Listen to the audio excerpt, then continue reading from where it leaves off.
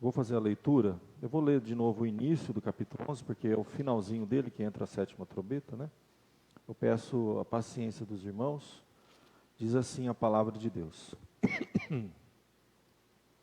Foi-me dado um caniço, semelhante a uma vara, e também me foi dito: dispõe-te e mede o santuário de Deus, o seu altar, e os que naquele adoram. Mas deixa de parte o átrio exterior do santuário e não meças, porque foi ele dado aos gentios. Estes, por 42 meses, calcarão aos pés a cidade santa. Darei as minhas 2 testemunhas, que profetizem por 1260 dias, vestidas de pano de saco. São estas 2 oliveiras e os 2 candeeiros que se acham em pé diante do Senhor da terra.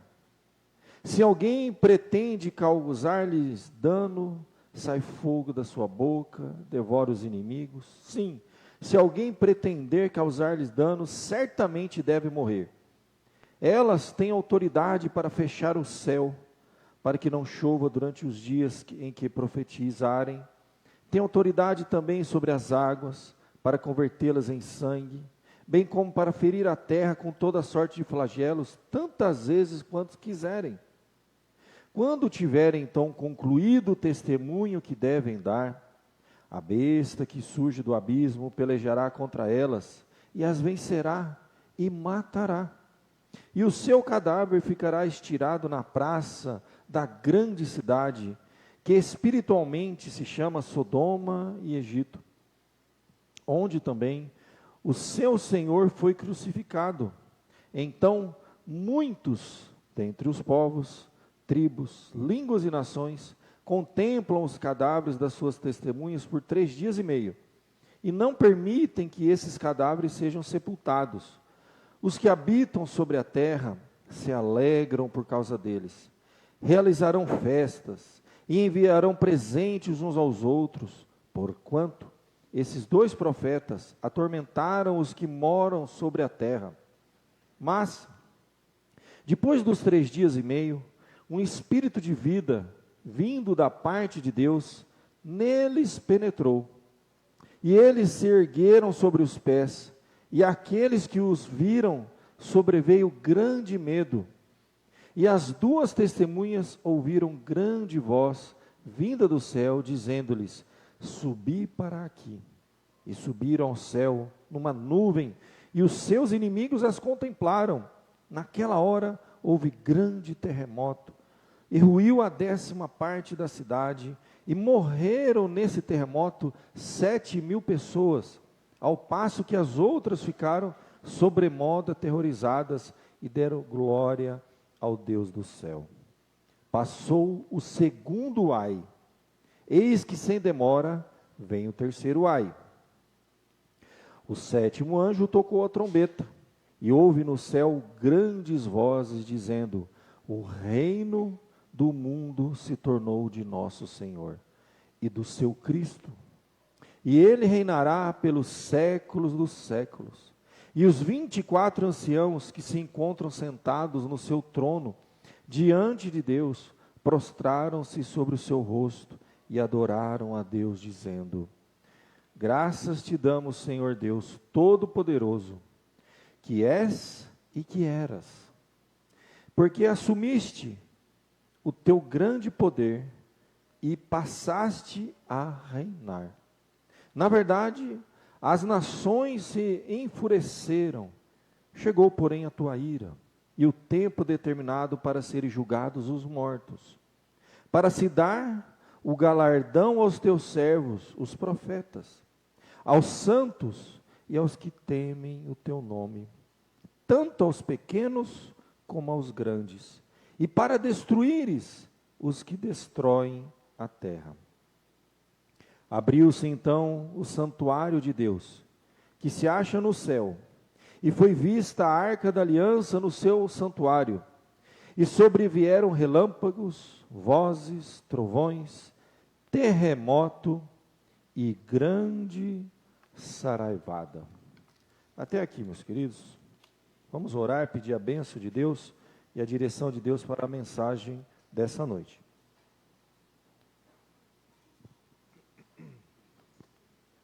Senhor Deus, graças te damos, ó Pai, pela Tua palavra que nos traz ensinamentos profundos, Senhor, sobre o Teu povo aqui na terra, sobre o nosso destino, sobre a ação, ó Deus, de forças espirituais, nos fazendo compreender melhor, ó Pai, as coisas, nos fazendo confiar, depender e temer. Somos Teus servos, estamos aqui para Te servir, Senhor, como igreja nesse mundo. Desperta a Tua igreja, o Teu povo, ó Pai, para que, ao contemplar, ó Deus, essas revelações, possamos nos empenhar mais, ó Deus, em dar continuidade à obra aqui na terra, pregando o Evangelho a toda criatura, Senhor, levando esta mensagem de salvação e também de advertência, ó Pai, pois aqueles que creem serão salvos, e os que não creem, Senhor, sofrerão grande pena, ó Pai. Tenha misericórdia, abre o nosso entendimento para compreender textos mais obscuros e possamos, ó Pai, pela fé, pela operação do Teu Espírito, sermos edificados essa noite. É o que eu te peço e te agradeço em nome de Jesus. Amém. Eu quero concluir aqui, meus irmãos, nós estamos concluindo um ciclo de 7 trombetas. Nós vimos numa sequência, estamos no meio do livro de Apocalipse, entrando no meio do livro de Apocalipse, que o livro ele é dividido em 7 partes. Cada uma dessas partes, você tem uma sequência, né? Vimos já as 7, os 7 selos que foram abertos, cada um daqueles selos, né? Os 4 primeiros eram os cavalos, o juízo de Deus aqui sobre esse mundo e tudo mais. Vimos as trombetas, estamos aqui na última das trombetas. A trombeta é um anúncio de que algo muito importante vai acontecer. É também um sinal para que uma tropa avance, para que as coisas aconteçam. E cada uma dessas trombetas, como a gente viu, era como que o juízo de Deus vindo sobre esse mundo. As 4 primeiras de ordem natural, nós vimos na natureza, o céu, a terra, o mar, o ar. Da 5ª até a 7ª, nós vimos já um juízo envolvendo coisas espirituais. A Bíblia fala de seres espirituais que iriam se revelar no final dos tempos. E a última das trombetas, você já tem o final, é o juízo final. Mas é importante a gente fazer a conexão aqui do início do capítulo 11 com o final do capítulo 11 e fecha aqui um ciclo.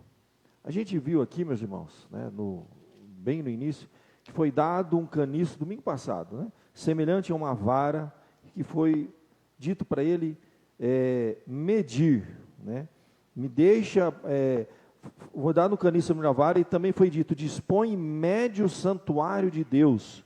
E é interessante que ele fala, para deixar bem claro, aqueles, o seu altar e os que nele adoram. E deixa o átrio exterior do santuário, não meças, porque foi-lhe dado aos gentios, e por 42 meses calçarão os pés à cidade santa. O que acontece aqui, que a gente compartilhou com a igreja, é que desde a primeira vinda até a última, a volta de Cristo, a igreja está avançando, pregando o Evangelho, assim como aconteceu com os selos, as trombetas é a mesma coisa. E lá no final, meus irmãos, a gente viu que essas 2 testemunhas que se levantam, representam a igreja, o povo de Deus, da antiga e da nova aliança, pregando o Evangelho aqui, anunciando a verdade de Deus. O povo do Antigo Testamento, eles eram testemunhas aqui na terra, eles anunciavam o nome de Deus. Deus escolheu um povo, colocou num lugar exclusivo. Ali, meus irmãos, a gente diz que é o umbigo do mundo antigo. Se você olhar na Palestina, o Oriente e o Ocidente, ali todos as grandes nações, os grandes impérios do mundo passaram por ali, e Deus se revelou a muitos povos através daquela nação, preparando até que num determinado momento veio Jesus e deu continuidade, concluindo a obra de Deus de anunciar a verdade a todos os povos, assim como Deus disse para Abraão: em ti serão benditas todas as nações da terra. Sempre foi plano de Deus em que o povo de Deus não fosse exclusivo de uma nação, um povo judeu, mas através dele ele iria alcançar todos os povos. Sempre foi essa a ideia. E para esse povo, Deus preservou esse povo. Se você for ver a descrição que ele vai dando aqui, foi o que Deus deu para o povo, desde a antiga e da nova aliança. Deus deu poder para eles fazerem o quê? Fogo descer do céu. A gente viu que muitas vezes profetas foram usados por Deus para fazer fogo descer do céu. Elias, por exemplo, teve autoridade para fechar o céu, para que não chovesse durante muito tempo. O povo de Deus aqui na terra foi preservado, para que a verdade fosse anunciada. E foi dado, sim, para o povo de Deus, autoridade para fazer algumas coisas, como a gente viu aqui. A palavra de Deus diz que a autoridade sobre as águas, para convertê-las em sangue. Moisés, foi dada a ele essa autoridade. Sinais, prodígios e maravilhas caminharam com o povo de Deus aqui na terra, para testemunhar a todos os povos que existe um Deus Todo-Poderoso, que escolheu o seu povo aqui na terra. E assim, desde o início, meus irmãos, de Gênesis, quando Deus se manifesta, Gênesis 3,15, você tem o primeiro anúncio do Evangelho, quando é dito que da descendência de Eva iria nascer alguém que pisaria na cabeça da serpente. É anúncio de Jesus. Ali Eva então se desenvolve um povo, depois vai se concretizando uma nação, nasce Jesus. Estamos vivendo entre a primeira e a segunda vinda de Jesus, e todo esse início desse texto aqui, é o povo de Deus tendo autoridade para pregar, para anunciar. No final dos tempos, gente, a perseguição que sempre existiu, o povo de Deus sempre foi perseguido, desde o povo da antiga aliança, ele tinha os inimigos que queriam destruí-los. O inimigo sempre tentou destruir o povo de Deus, mas no final dos tempos, a gente sabe que essa perseguição se manifestaria de uma forma mais intensa. Aqui, meus queridos, ele já fala de uma manifestação espiritual. Assim como nós lemos na quinta trombeta, que seria liberto, né, do Tártaro, um ser espiritual com poder para perseguir o povo de Deus aqui na terra. Aqui também ele reforça isso. E ali então o povo de Deus será perseguido no fim dos tempos. Haverá uma grande perseguição. Será dado autoridade, sim, para que os inimigos tenham algum poder sobre o povo de Deus. E fala até que esse povo, ele morre, ou seja, o povo de Deus sendo perseguido, mártires ao longo da história. Só que ele vai falar lá no finalzinho de uma ressurreição. Uma forma simbólica, tudo aqui, lembrando o livro de Apocalipse, é um livro cheio de simbologia. A Bíblia diz que na medida que o povo de Deus é perseguido, os povos inimigos se alegram, mas depois de um certo tempo, um espírito de vida vindo da parte de Deus vai fazer com que aqueles que morreram se ergam sobre os seus pés. Claramente aqui, meus irmãos, é falando da ressurreição dos mortos. E a gente leu no domingo passado, eu não vou ler de novo, Mateus capítulo 24, lê com calma na sua casa. É um resumo de tudo isso aqui. Fim dos tempos, grande perseguição sobre o povo de Deus, fala da ressurreição dos mortos, quando os filhos de Deus seriam recebidos nos céus, e a Bíblia diz assim, que essas duas testemunhas, que representam o povo de Deus, eles vão ressuscitar. Todos que morreram em Cristo estão aguardando a ressurreição dos mortos. De uma forma simbólica, João está falando aqui do que Paulo falou na carta aos Coríntios, do que o evangelista Mateus falou em Mateus capítulo 24, sobre a ressurreição dos mortos. O que vai acontecer na volta de Jesus, quando Jesus voltar, aqueles que morreram e ressuscitarão, E aqueles que ainda estiverem vivos serão arrebatados e encontrarão com o Senhor nos céus. A gente viu esse texto aqui na semana passada. E a palavra de Deus diz que eles, no verso 12, subiram ao céu numa nuvem e os seus inimigos os contemplaram. Ou seja, pessoas aqui na terra vão ver isso, essa ressurreição dos mortos. E é a ressurreição final mesmo, em que o povo de Deus ressurge dos mortos, os vivos de Deus são arrebatados, e aí vem o juízo final. Naquela hora, diz o texto sagrado, houve grande terremoto, ruiu a 10ª parte da cidade, e a palavra de Deus nos fala então, do verso 15 em diante, o 7º anjo toca a trombeta, e ouve no céu grandes vozes, dizendo, o reino do mundo se tornou de nosso Senhor e do seu Cristo, e ele reinará pelos séculos dos séculos. Os 24 anciãos a Bíblia diz, se prostram diante do Senhor para adorá-lo. Os 24 anciãos, se você lembrar lá no início, quando a gente estava abrindo os selos, eles representam 12 e 12, o povo de Deus da antiga aliança, o povo de Deus da nova aliança, o povo de Deus agora adorando a Deus, claramente é isso. E aí a palavra de Deus nos diz assim, que eles clamam dizendo, graças te damos, Senhor Deus Todo-Poderoso, que eras, porque assumiste o teu grande poder e passaste a reinar. É quando todo o poder é dado ao Senhor, Ele já no juízo final, traz o juízo sobre esse mundo, e duas coisas vão acontecer, segundo o texto sagrado.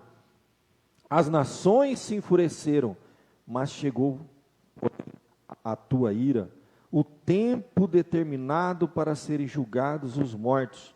E duas coisas acontecem, galardão para os servos de Deus, para os seus santos, e também destruição sobre aqueles que destroem a terra. É o momento em que Deus vai, no juízo final, separar. A palavra de Deus nos fala. As ovelhas, o povo de Deus é separado. Vinde a mim, disse o próprio Senhor Jesus Cristo, para um lugar preparado. E a Bíblia diz que uma parte será lançada no fogo eterno, onde há ranger de dentes. Aqui é o juízo final, meus queridos. Então, se você fizer um resumão aqui do capítulo 11, é o povo de Deus anunciando a verdade, tendo autoridade aqui para manifestar sinais, prodígios e maravilhas que acompanharam o povo de Deus desde a antiga e nova aliança.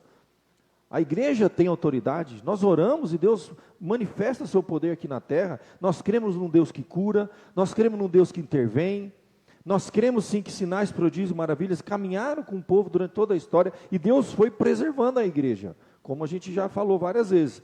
Jesus disse, as portas do inferno não irão prevalecer. O inimigo vai atacando a igreja testemunhando, o inimigo avançando. No fim dos tempos, meus irmãos, vai ter a manifestação do anticristo, que vai ficar mais claro aí nos próximos capítulos, grande perseguição, parece que o mundo está vencendo, mas aí já é a volta de Jesus mesmo. Quando Jesus se manifesta, a igreja é arrebatada, o povo que já tinha falecido, eles vão ressuscitar, a igreja é arrebatada, todos se encontram com Jesus nos céus, e o juízo vem. E no juízo final, vai ter o julgamento. O que é isso? O texto é claro, nosso Deus é justo, Ele vai dar a cada um o que é devido, porque justiça é isso, é dar a cada um o que é devido. Aqueles que serviram a Deus aqui na terra, vão receber galardões, está claro aqui, ó, o tempo determinado para serem julgados os mortos. Todos que viveram nesse mundo, desde Adão e Eva, até a volta de Jesus, gente, todos serão julgados. Aqueles que são de Deus, são separados e serão abençoados, com galardão. O texto é claro aqui, aos seus servos, aos profetas, aos santos que temem o seu nome, tanto grandes como pequenos. Deus então vai recompensar, porque justiça é isso, gente. O que é justiça? É dar a cada um o que é devido. Deus vai receber o seu povo, abençoar o seu povo, dar galardões ao seu povo, e também a Bíblia fala de juízo para aqueles que não pertencem a Ele. E o capítulo 11, então, é a última trombeta, é isso, gente, é o juízo final mesmo, sobre esse mundo, recolhendo o seu povo, abençoando, dando galardão, e o povo que vai estar com Ele, na presença dEle, cantando, adorando, né, se prostrando, cantando e adorando, dizendo, graças te damos, Senhor Deus Todo-Poderoso que és, que era, porque assumiste o teu grande poder e passaste a reinar. E a Bíblia diz que os filhos de Deus irão reinar com ele na eternidade. A igreja se encontra, a noiva com o noivo. É o casamento que a gente tanto diz, as bodas que vai acontecer lá. Quando Jesus estava na última ceia, você lembra como ele diz assim, não mais tomarei daquela comunhão, daquela ceia, até aquele dia, as bodas do Cordeiro. Quando um dia a igreja vai cear com o Senhor na eternidade. Então, o juízo final é isso, gente. O juízo vem sobre esse mundo. Ele, é claro, quando ele fala sobre salvação para o seu povo, galardão e juízo. E ali, meus queridos, abre-se então o santuário de Deus que se acha no céu, é vista a arca da aliança representando todo o pacto de Deus, a aliança de Deus com o seu povo, e sobrevieram relâmpagos, vozes, trovões, terremoto e grande saraivada. É o juízo de Deus sobre esse mundo. A Bíblia é muito clara com isso, a nossa esperança não está nesse mundo, mas em novos céus e nova terra, onde habita a justiça. A gente viu aqui ao longo de vários domingos, meus irmãos, 7 trombetas sendo tocadas. O juízo de Deus se manifestando ao longo de toda a história do povo de Deus aqui na terra. A gente tem que lembrar que Apocalipse não fala só do futuro, gente. Apocalipse fala do passado, do presente e do futuro. Aqui no capítulo 11, os testemunhos que ela registra são mais referentes ao passado do que ao presente e ao futuro. O poder e a autoridade que Deus deu ao povo no passado para trazer sinais, prodígios e maravilhas, os profetas que oravam e parava de chover, a Moisés que chegou a transformar rios, tudo isso foi manifestação e autoridade que Deus deu para essas testemunhas ao longo da história da humanidade testemunharem o nome de Deus aqui na terra. Testemunha é isso, gente. Nós anunciamos ao longo da história quem é o Senhor. O povo da antiga aliança anunciava, eles eram instrumentos. O propósito de Deus de colocar uma nação naquele local na Palestina, onde todos os grandes povos e impérios do mundo, durante milênios, contemplaram e viram a glória de Deus. Quer seja no momento de grandes bênçãos que Deus derramava sobre o seu povo, momento de prosperidade, na época de Salomão, os reis e rainhas vinham de longe para conhecer a sabedoria, a glória. Quem é esse povo e que Deus que abençoa tanto esse povo? Quer seja no momento em que esse povo virava as costas para Deus, e Deus então trazia juízo sobre esse povo, e Deus era glorificado ali também. Por 2 vezes esse povo foi levado exilado, a terra, chamada Terra Santa, foi destruída, invadida por impérios e tudo mais. Deus também era glorificado ali. Deus sempre foi glorificado, e os povos temiam a Deus, de ver como Deus agia com o seu povo. Eles temiam a Deus por causa disso. Deus era glorificado. Então essas testemunhas que caminharam ao longo da história, Deus preservou, Deus usou, deu autoridade.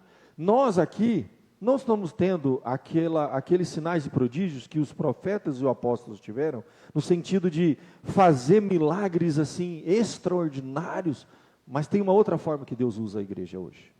Por quê? Aqueles sinais e prodígios, eles eram manifestações em período de grandes revelações. Todas as vezes que vinha uma nova revelação, ela era acompanhada com sinais, prodígios e maravilhas, como a gente leu aqui.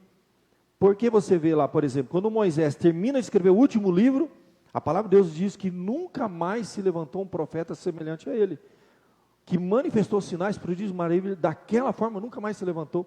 E a gente vê a história da revelação, durante a história da humanidade, todas as vezes que Deus trazia uma grande revelação, ela era acompanhada de grandes sinais, prodígios e maravilhas, testemunhando quem era Deus, o Todo-Poderoso.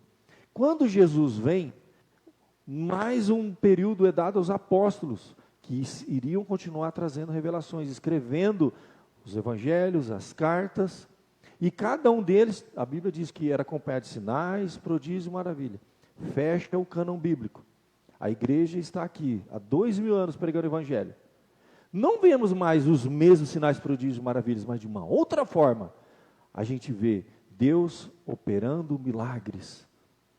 É o período em que a igreja vai avançando e salvando os gentios. Nós estamos vivendo esse período, gente. O maior milagre hoje, gente, não é transformar a água em sangue, não é orar e o céu se fechar durante alguns anos. O maior milagre, o maior poder de Deus, aonde reside o maior poder de Deus hoje? A igreja hoje está testemunhando aqui na terra. A Bíblia diz que o Evangelho é o poder de Deus para a salvação de todo aquele que nele crê. Nós temos hoje algo poderoso, gente, é a pregação do Evangelho, que é capaz de tirar uma alma que está escravizada por Satanás. A Bíblia diz que literalmente isso que acontece.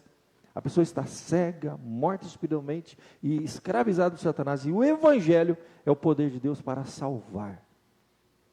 Esse período que nós estamos vivendo, até a volta de Cristo, que cada vez está mais perto, é o momento em que a igreja está testemunhando. É a segunda testemunha das duas que foram colocadas aqui. E ela tem um poder extraordinário, como nunca aconteceu antes na história do povo de Deus. Nunca avançou tanto a verdade, o Evangelho, como acontece com o povo da nova aliança, em que Jesus diz assim: todo poder me foi dado nos céus e na terra, na primeira vinda dele. Ide, portanto, e pregai o Evangelho a toda criatura. É o cumprimento das profecias antiguíssimas, que estavam registradas desde a antiga aliança, que se cumpre na primeira vinda de Cristo, e agora a igreja avançando e pregando, tendo poder e autoridade. Jesus diz assim, as portas do inferno não vão prevalecer contra vocês, vai e prega o Evangelho. E isso que nós vimos ao longo dessas 7 trombetas. A igreja no meio de um caos aqui na terra, com o juízo de Deus descendo, o mundo entrando em colapso, a humanidade se afastando cada vez mais, e o Evangelho sendo pregado e almas sendo salvas. E a igreja sendo preservada no meio de tudo isso. É um milagre, gente. Uma igreja que começou com 12 homens, lá na Palestina, com homens, alguns sem cultura, com pouquíssimo, sem recurso algum, e ela viver 2000 anos, e se espalhar por toda a terra. Nós estamos vivendo o Apocalipse. Apocalipse é hoje, aqui e agora. Fala do passado, do presente e do futuro muito próximo que nós estamos vivendo. Pensa que Apocalipse foi lido por uma igreja há 2000 anos, para aquelas 7 igrejas do Apocalipse, que nós estamos estudando domingo de manhã. Para eles fazia sentido aquilo. Eles viveram o Apocalipse. Foi dito para eles, ide pregar o Evangelho a toda criatura. Eles estavam vivendo isso.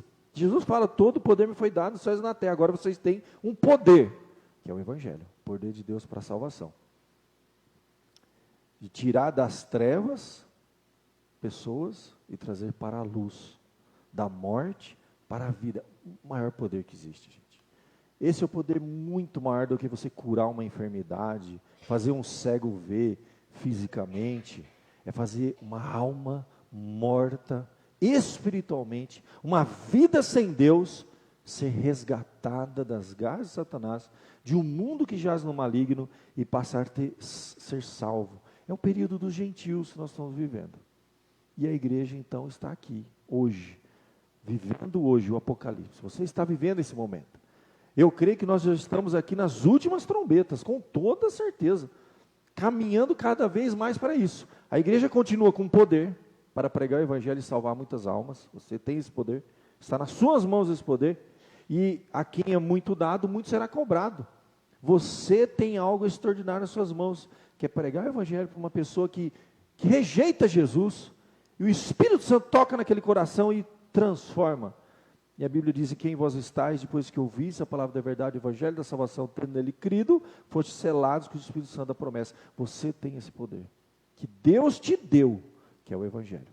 A igreja continua com esse poder, testemunhando e pregando e salvando almas, caminhando cada uma das trombetas. As primeiras são catástrofes, juízos que vão vindo sobre esse mundo para despertar uma humanidade cega e surda. Esses juízos parciais de Deus, a gente viu, estou fechando aqui as trombetas, né? É o que, gente? Se Deus realmente quisesse mandar para o inferno, ele já tinha descido, já tinha retirado a igreja aqui desde o início, e já tinha descido fogo do céu aqui, e acabou esse negócio. É misericórdia. O juízo e as trombetas são misericórdias de Deus. É Deus dando tempo. Cada uma das trombetas é uma forma de Deus dar tempo, gente. O tempo está terminando, o tempo está se fechando. É a oportunidade que as pessoas ainda têm. Hoje, qualquer um que ouviu o Evangelho e crê será salvo. Deus é bom. O homem pode ter feito o que quiser nesse mundo, ele pode ter cometido os maiores pecados, atrocidades, assassinatos, coisas mais terríveis. Se ele ouve o Evangelho, Deus perdoa. Então, lê as trombetas de Deus e fala assim, nossa, como Deus, Ele é duro, né? Deus é... Não, eu vejo as trombetas e falo, Deus é muito bonzinho, é misericordioso demais, Deus é paciente demais. Ele vai ter paciência durante milhares de anos, mandando juízos parciais, não para destruir toda a humanidade, não, para ver se acorda. E é progressivo esse juízo, dando oportunidade das pessoas se converterem. Ele põe um povo aqui e dá poder para ele, anuncia o meu nome que as pessoas vão se converter. As pessoas não acordam. Eu vou mandando uns juízos aqui e vou acordando esse pessoal, porque eles não estão nem aí, eles acham que tudo é aqui, né? O cara vive 70, 80 anos aqui, acha que aqui é a eternidade. Então, uma igreja pregando o amor de Deus, a salvação, o juízo de Deus vindo e o cerco fechando, e as pessoas no meio. Não é possível que elas não vejam o juízo de Deus vindo sobre esse mundo e uma igreja falando, gente, dá tempo. Deus é misericordioso. Aí vem a primeira trombeta. Aí vem a segunda, o negócio fica mais complicado. Vem a terceira, pior ainda. Vem a quarta, a quinta, a sexta. Gente, isso é paciência demais. Eu não ia ter essa paciência, não. Porque a gente acha assim, por que Deus já não salva todo mundo? Por que Deus não... Se tivesse na tua mão, sabe quem ia entrar no céu? Dá para contar na palma da mão quem ia entrar no céu com você. Se você fosse escolher. Porque depois, amanhã a gente briga com a pessoa, eu não quero mais passar a eternidade com você não. Você não entra. Próximo, se dá para nós autoridade para escolher, olha, bobear, vai entrar uma meia dúzia só lá. Deus é misericordioso, Ele escolhe gente de todos os povos, todas as nações, Ele perdoa pessoas que fizeram atrocidades, Ele acolhe pessoas, inimigos, que passaram a vida inteira longe dEle, e nem aí para Ele, e o cara no final, ele se arrepende, ele pede perdão, Deus perdoa, tanto que a gente acha que está injusto. Eu já vi gente falar assim, não é justo, como é que pode? Eu, a vida toda, me dedicando a Deus, me privando de um monte de coisa, aí o cara lá faz o que quer, chega no final da vida, ele se arrepende e Deus recebe. Sabe o que é isso? A história do filho pródigo. O filho pródigo, você sabia que aquele que ficou na casa, sabe quem que representa aquele? É a igreja. Somos nós, que passamos uma vida inteira servindo a Deus aqui. E não nos conformamos que um outro filho, que é um irmão nosso, que é o gentil, que é o que não conhece a palavra, ele fez o que quis, pegou a herança, foi lá, torrou com meretriz, aí fez um monte de besteira, e depois ele vem com a maior cara lavada, pedir perdão, e o pai abraça.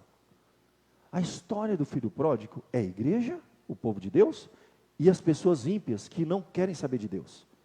E a gente descobre que Deus é tão misericordioso, tão amoroso, que Ele quer salvar os dois.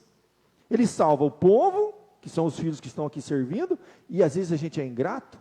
Às vezes a gente fala assim, Senhor, eu estou te servindo aqui há tanto tempo, não é justo agora o Senhor dá a mesma coisa para ele, e eu, o que eu fiz aqui, não vai valer? Gente, os evangelhos estão recheados dessas parábolas que mostram isso. Você lembra dos trabalhadores?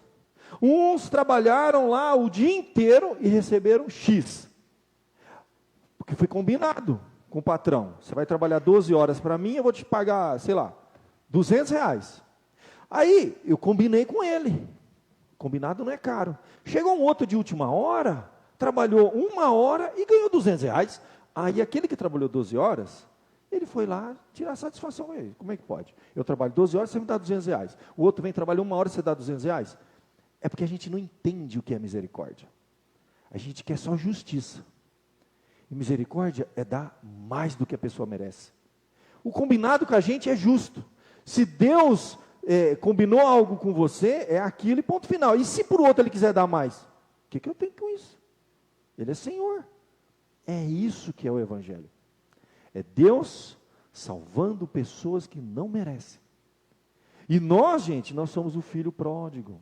Nós somos aquele que trabalha, serve a Deus e ainda olha torto quando Deus salva uns aí que a gente fala assim, esse aí não merece, não merecia não. Eu estou aqui, eu estou há uns 20 anos frequentando a igreja, eu dando dízimo, e eu vou no culto todo domingo, eu faço tudo. Aí vem o cara lá, eu passei a vida inteira, passava na frente do bar que estava lá bebendo.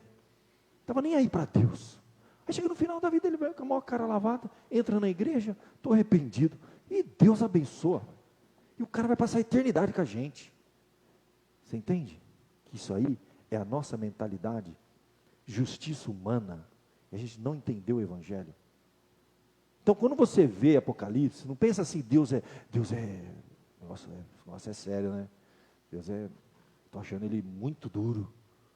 Não, se você ler Apocalipse, você vai falar assim, Deus é misericordioso demais. Deus é paciente demais, gente. Ele manda 7 trombetas para dar tempo para as pessoas se arrependerem até o final. Até a última trombeta está tendo oportunidade para as pessoas se arrependerem. E aí a última trombeta quando vem, aí acabou, aí já era, irmãos. Aí não dá mais, aí é demais. Não vai ter chance depois. Aí a gente tem que lembrar mais uma parábola. Do rico e o Lázaro. Depois, meu irmão, que fechou as portas, depois que partiu para outra, não tem mais volta. Então, a mensagem da igreja, ela tem que ter esse tom de alerta de urgência. Meus irmãos, nós pregamos que Deus é amor, Deus é misericórdia, Deus é gracioso, Deus mandou o seu Filho morrer na cruz por nós, mas tem um ponto que a coisa vira e não dá mais. Volta nos últimos manifestações do juízo de Deus aqui na terra. Quando a gente volta para trás, o que a gente vê?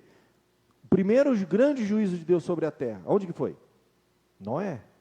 A Bíblia diz que ele ficou lá construindo a arca, e pregando, e anunciando, e o povo não queria nem saber. Depois, meu irmão, que Deus fecha a arca, e o juízo desce, acabou, não tem mais o que fazer. Então, a gente entende que Deus é muito paciente. Quanto tempo demorou para Noé construir aquela arca? As pessoas tiveram a oportunidade de falar, esse cara aí, ou ele é louco, ou o negócio vai acontecer mesmo. O cara ficou anos construindo um navio gigante, enfiando um monte de animais lá dentro, casalzinho. Falei, esse cara, ou ele é louco, ou Deus realmente existe e vai descer juízo aqui. A turma teve a oportunidade. A turma viu Noé construindo a arca. E muitos disseram, ele é louco. Até que um dia, a arca fecha. Começam a abrir comportas, porque não é só chuva não, viu gente? Se você ler lá direito, começa a subir água de tudo quanto é lugar, de cima, de baixo, do lado, veio de todo lugar e dizimou com a raça humana. Sobrou uma família, para começar de novo. E a Bíblia diz que vai ser como nos tempos de Noé. As pessoas casavam-se e davam-se casamento, vivia como se está tudo bem. E do nada, de repente, gente, vai fechar de novo a porta. E não vai ter mais chance. Já era. Quando as pessoas partem, o rico e o Lázaro, o rico lá no lugar de tormento, falava, Senhor, falava assim, manda eu de volta lá, ou manda alguém lá, daqui, dizer que o negócio aqui é feio mesmo, que a coisa é séria, para eles se converterem. Jesus falou, não, há um abismo. Quem partiu desse mundo não tem volta. E aí ele vai dizer assim, as pessoas que estão lá em cima, ainda tem Moisés e os profetas. O que era? As 2 testemunhas. Pregação da palavra. A parábola é claramente isso. 2 morrem, um com Cristo e outro sem Cristo. Ambos vão para um lugar aguardando o juízo final, aguardando a última trombeta. Morreram, sabe lá quando? No meio da segunda, da primeira, da terceira, da quinta, não importa. Todos que partem vão para um lugar. Quem está com Cristo já vai para um lugar de paz, de glória, aguardando o juízo final. E quem parte sem Cristo já vai para um lugar de sofrimento.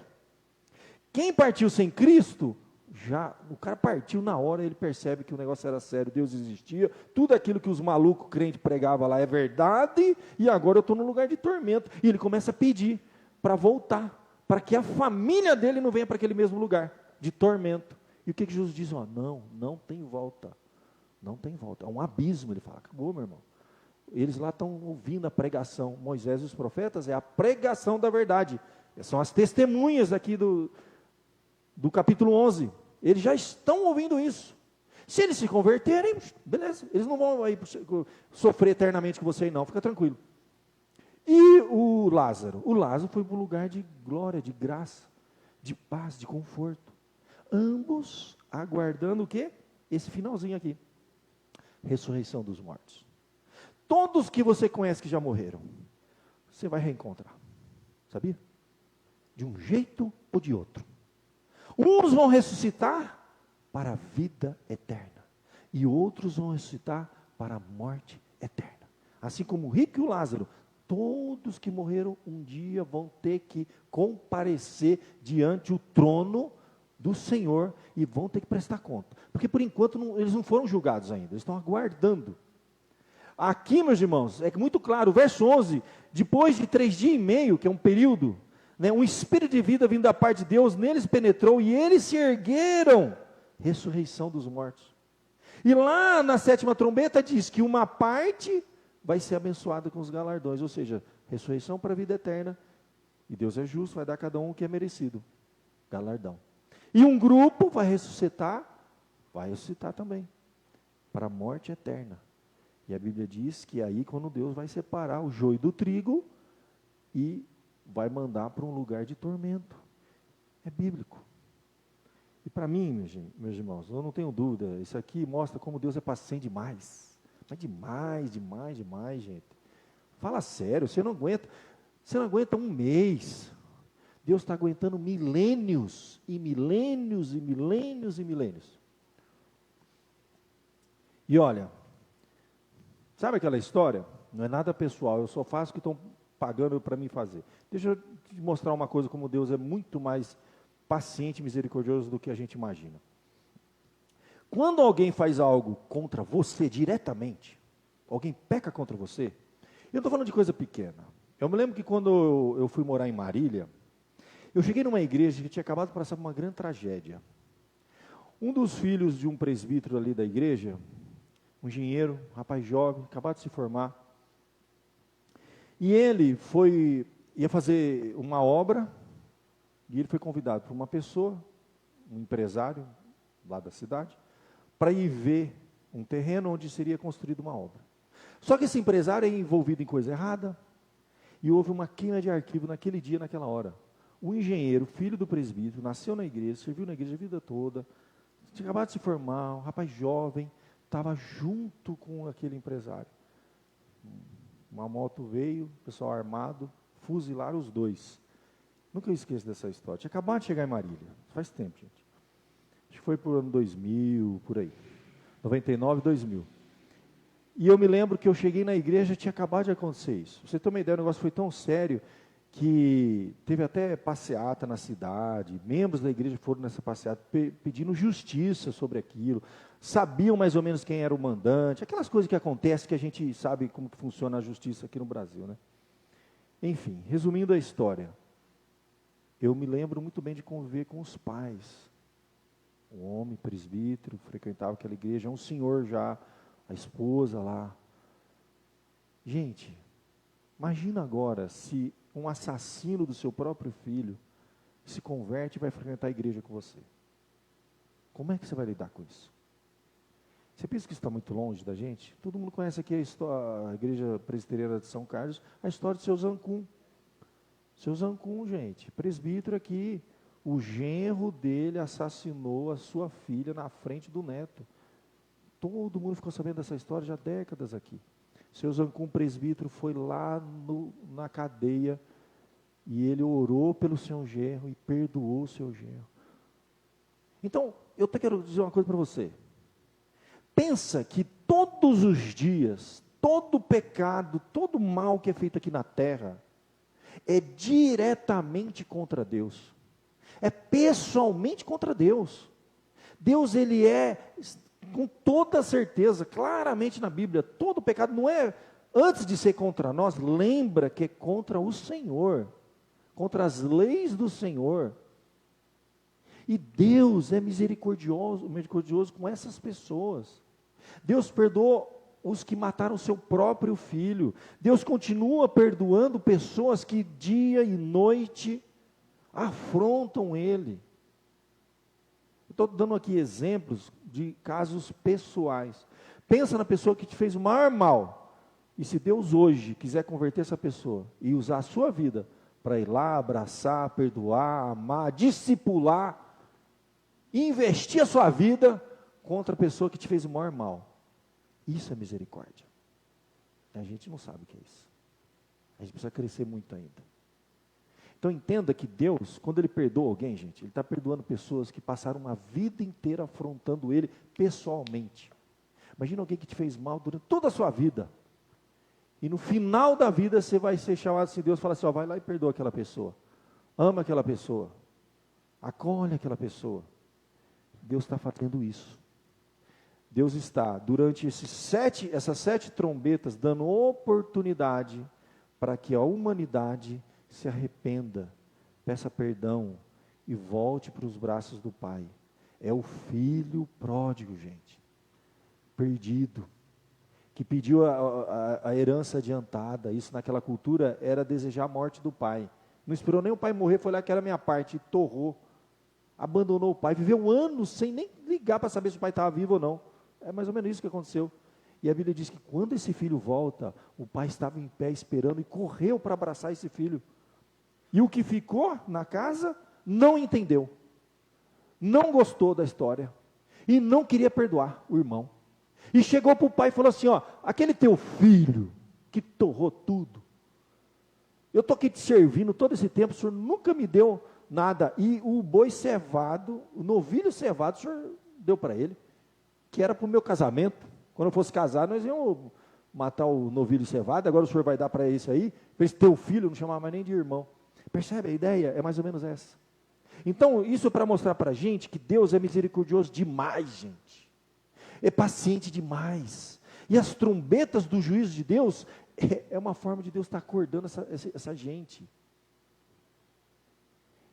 E durante milênios, Ele foi dando oportunidade para as pessoas. E quantos não se arrependerão? A maioria de nós aqui não nasceu dentro da igreja. Muitos de nós vivemos uma vida longe de Deus. E Deus foi misericordioso. Tudo que a gente fez antes de conhecer a palavra de Deus, foi uma afronta a Deus. Ele viu o que a gente fez. Ele foi afrontado com o que a gente fez. E Deus nos acolheu e nos perdoou. E Ele vai continuar fazendo isso. Até quando? Até a 7ª trombeta. E quando tocar a 7ª, irmão, aí não tem mais jeito não. Aí já era. Aí o céu fecha. E o juízo desce. Aí acabou. Aí, meu irmão, é juízo final. Então, a pergunta que a gente tem que fazer, primeiro, você, hoje, se tocasse a 7ª trombeta agora, você ia subir ou você ia ficar? A pergunta deve fazer. Ah, mas eu frequentei a igreja, eu dei meu dízimo, meu irmão. Não conta nada isso aí. Você lembra do selo? A gente viu lá na 5ª trombeta, quando foi dada autoridade para o Abaddon, que foi liberto do quinto dos infernos, o Tártaro, para ele atormentar os homens, exceto aqueles que tinham o selo na fronte. E o selo, a gente viu o que era o selo? O selo do Espírito Santo. Foram selados pelo Espírito Santo. Então, meu irmão, a pergunta é o seguinte, não importa, olha, tudo que a gente fez, tudo que a gente construiu nessa vida é benção, maravilha. Eu quero ser grato a Deus por tudo que Deus me dá. Pela roupa que eu visto, pelo carro que eu ando, pela família que Deus nos deu, pelos nossos filhos, pela saúde que a gente está tendo até agora. A gente não sabe quanto tempo, mas então aí, eu vou ser grato. Um dia de cada vez, o dia de amanhã ninguém sabe. Seja grato por tudo isso, mas eu vou falar uma coisa para você, quando tocar a 7ª trombeta, tudo fica. Seu carro fica, sua conta bancária fica, aquela casa sua que você arrumou, pintou, vai ficar. E eu tenho até que dizer, essa igreja vai ficar, gente. A gente vai arrumar, deixar ela bonitinha, mas quando tocar a 7ª trombeta, vai ficar vazia. Não vai servir para nada. O fogo desce e queima tudo. A pergunta é, você sobe? Você tem que ter certeza disso. Porque vai vir a 7ª trombeta. E quando ela vier, meu irmão, aqueles que morreram com Cristo vão ressuscitar. Aqueles que estiverem aqui vão ser arrebatados. Tocou a 7ª. A Bíblia diz que sobem ao céu numa nuvem e os seus inimigos contemplam. Uns vão ficar e outros vão subir. Essa é a pergunta que a gente tem que fazer. É a coisa mais importante da sua vida, na sua existência, é saber se você está selado. E se quando a trombeta tocar, você sobe.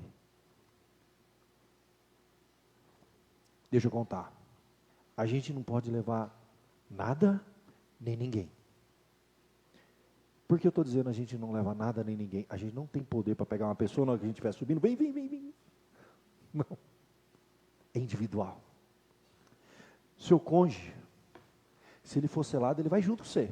Se não for, meu irmão, adiós. Um vai, outro fica. Seus filhos, os que forem selados, sobe junto. O que não for, fica.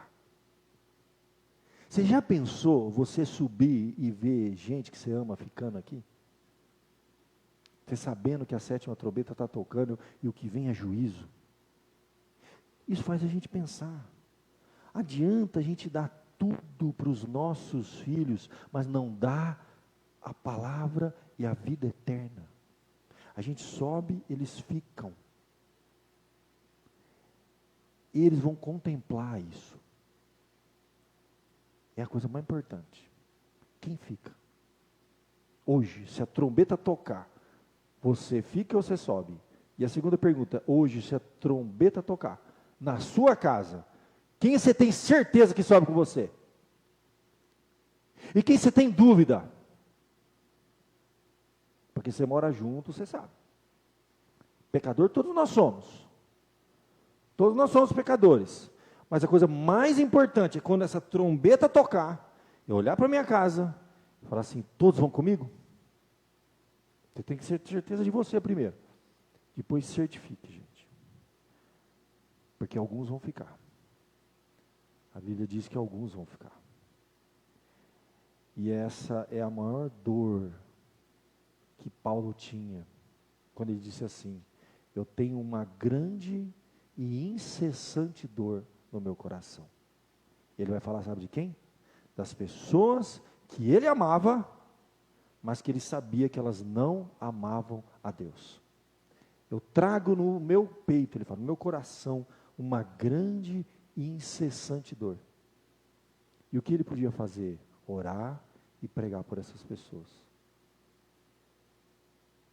É a dor de Moisés, quando ele entra entre Deus e o povo e fala assim, ó, ou salva esse povo, ou me risca do livro da vida. Tira o meu nome do livro da vida. Esse é um amor sacerdotal, é um amor substitutivo. Você está entendendo?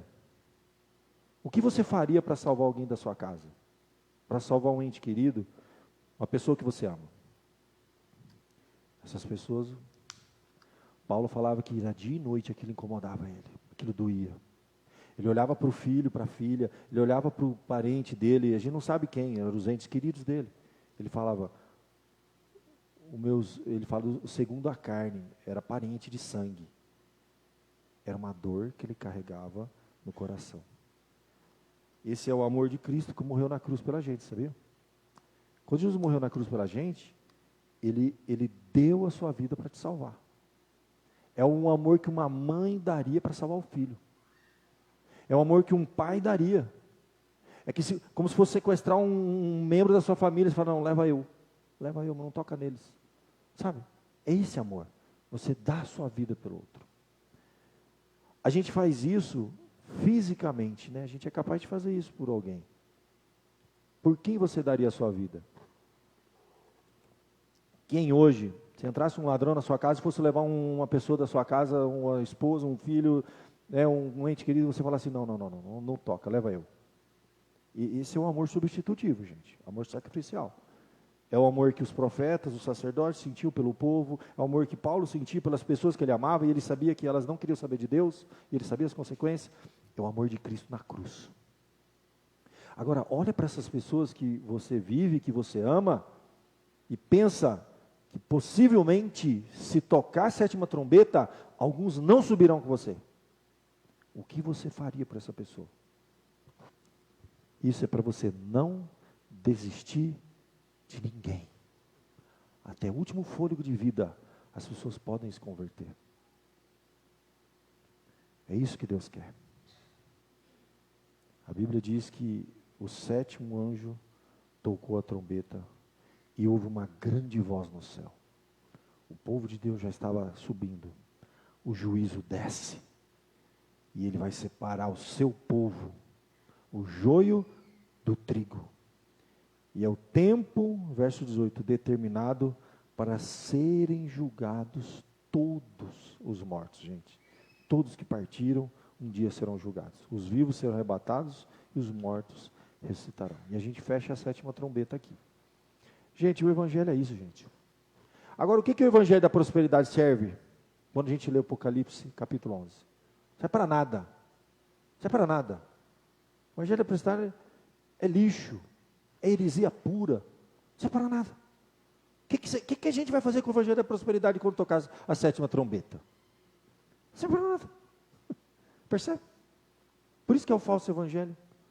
O verdadeiro evangelho é isso, gente. É salvação e vida eterna. O resto é acessório. Deus dá, a gente usa, beleza. Deus tira, Deus deu, Deus tomou, bendito o nome do Senhor. Nu vim para esse mundo, nu voltarei para lá. Eu não trouxe nada, eu não levo nada, amém. A gente vai ser grato pelo que tem e não vai reclamar de nada. O crente que entendeu esse negócio, ele não reclama, está bom. Tudo é lucro. Eu sou mordomo, estou administrando as coisas que Deus me deu. Deus me deu tempo, sabedoria, inteligência, recursos, bens. Amém? Ótimo. Administra. Você não trouxe, você não leva. A 7ª trombeta toca, fica tudo. Isso tem que dar uma paz para a gente. Isso tem que mostrar para a gente que o que é mais importante. Adianta ganhar o mundo inteiro e perder a alma? Adianta eu dar tudo para o meu filho e perdê-lo para esse mundo? Não adianta, gente. É isso que tem que entrar no nosso coração. Isso é o evangelho. Lembra sempre da 7ª trombeta. Quando você for reclamar de alguma coisa, fala assim, vai ficar tudo aqui. Não vale a pena reclamar, não. Trabalha, luta, porque não tocou ainda essa trombeta. Como eu falei semana passada, você tem conta para pagar. Vai tocando o barco aí, vai tocando. Trabalha, rala, estuda, ganha dinheiro, bênção de Deus. Compartilha com a gente, vamos usufruir junto. Bênção. Mas lembra, filho, você não vai levar. Tocou, fica. E só sobe quem foi selado. Pronto. Esse é o mais importante. Feche seus olhos. Vamos falar com Deus agora. Primeiro resolve a sua situação com Deus. Olha, Senhor, é o seguinte, se tocar essa trombeta aí, entendeu? Eu quero estar junto. Entendeu? Segundo, se tocar essa trombeta, eu quero que as pessoas que eu amo estejam junto também. Só isso.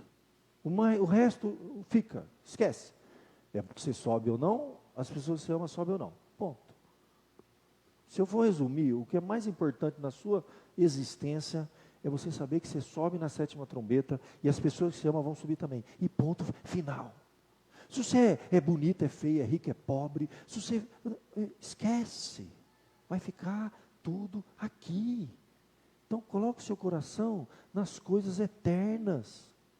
Não vai morrer de infarto, de derrame, de preocupação com as coisas dessa vida, não. Acorda, vai ficar tudo aqui. Você é mordomo, trabalha, ganha, mas não deixa isso te consumir. A gente não vive para isso. Feche seus olhos, conversa com Deus, acerta a sua vida com Deus, fala, Senhor, eu quero subir, eu quero ter certeza que eu vou subir, porque eu não posso ficar aqui quando tocar a 7ª trombeta, e me ajuda aquelas pessoas que eu não vejo nenhum sinal de que ela vai subir junto comigo. Me ajuda a anunciar o teu amor, a testemunhar o teu amor àquelas pessoas que eu amo. Quem você ama, que você acha que não vai subir com você hoje, se tocasse hoje. Então, feche seus olhos, ore por você e ore por essa pessoa, que você não tem certeza se vai subir ou não. Pensa nisso. Senhor Deus, vamos orar. Enquanto o louvor vem à frente. Nessa noite, ó Pai, nós fechamos a última trombeta, Senhor. Nós vemos aqui, ó Pai, a Tua paciência, a Tua misericórdia, durante séculos e milênios, tocando essas trombetas, acordando o mundo, Senhor, para o que vai acontecer, dando oportunidade para as pessoas se arrependerem. E quem sabe pessoas perto da gente, que estão ouvindo, estão vendo, todo dia, testemunhando o Teu nome, Senhor. Mas ainda não acordaram, Pai, em nome de Jesus. Pedimos por nós primeiro, Senhor. Dê-nos certeza disso, ó Pai, que é uma coisa mais importante, buscar em primeiro lugar o reino do céu, a sua justiça, e as demais coisas vão ser acrescentadas.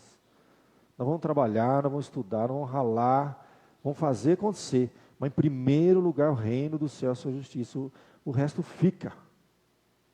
Primeiro somos nós, Senhor. Segundo, nós estamos agora orando em nome de Jesus, por aquelas pessoas da nossa casa, da nossa família, pessoas que amamos, que convivemos, mas que se tocar a sétima trombeta hoje, não sobe, ó Deus, não sobe. Em nome de Jesus, ó Pai. Se eles estão vivos, se eles estão testemunhando, há tempo ainda. Ainda é tempo, Senhor. O tempo é curto, o tempo está acabando, mas ainda tem tempo. Em nome de Jesus, Senhor, usa a nossa vida para tocar na vida daquelas pessoas que não te conhecem. E às vezes estão tão perto da gente, às vezes está dentro da nossa casa, às vezes é família, Senhor, é família, Pai. É ente querido, às vezes é um cônjuge, é um filho, é um pai, uma mãe, um irmão. Tu sabes, ó Pai, em nome de Jesus, nós colocamos essa vida preciosa diante do Senhor. Usa a nossa vida para alcançar essa alma. Que não adianta ganhar o mundo inteiro e perder a alma, Senhor. Que a gente consiga, ó Deus, nos dê palavras certas, sabedoria, Senhor, testemunho, para que essas pessoas te vejam, ó Pai, em nós, apesar de nós. Que adianta darmos tudo, Senhor, darmos saúde, trabalho, dinheiro, comprar coisas, Senhor. Mas quando tocar essa trombeta, eles ficarem aqui, Senhor, para enfrentar o juízo final, sem o Senhor. E tudo que a gente deu vai queimar junto com eles, ó Pai. Em nome de Jesus. Desperta em nós, Senhor, esse espírito de amor, de misericórdia, de entendimento, de maturidade espiritual, Senhor. Que adianta darmos o mundo para essas pessoas que amamos, se não demos o que é mais importante. E eles vão se perder eternamente. Não é possível que a gente fique em paz diante disso, Senhor. Incomoda a gente. Tem misericórdia de nós, ó Pai. Desperta a tua igreja, ó Pai. Que esse livro de Apocalipse sirva para nos amadurecer, ó Deus. Para olhar as coisas como elas são. Abre os nossos olhos, o nosso entendimento. A vida é curta, é uma só. E a chance que nós temos vai ser só agora, nessa vida, de conhecer o amor de Deus. Em nome de Jesus. Amém.